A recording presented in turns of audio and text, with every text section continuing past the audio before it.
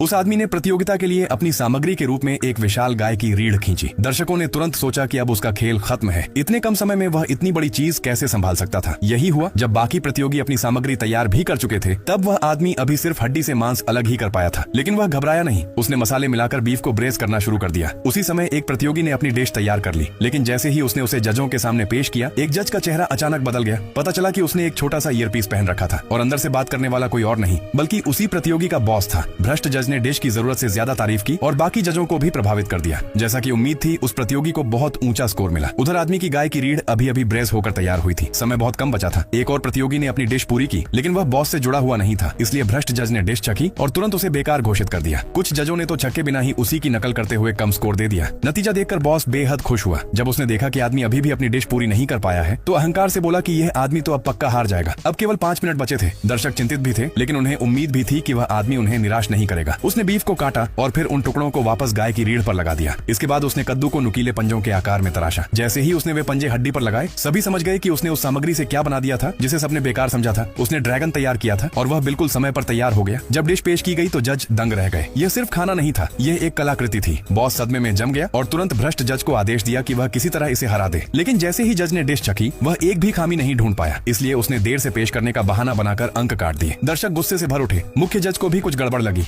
जब भ्रष्ट जज ध्यान नहीं दे रहा था, मुख्य जज ने हल्का सा धक्का दिया और जज के कान से छिपा हुआ ईयरपीस नीचे गिर गया। सच्चाई सबके सामने आ गई। मुख्य जज ने तुरंत दोबारा स्कोरिंग का आदेश दिया। इस बार आदमी ने सही मायने में पहला स्थान हासिल किया और राष्ट्रीय फाइनल में प्रवेश किया। जहां तक भ्रष्ट जज की बात है, अब वह आखिरकार अपनी असली सजा पाने वाला था।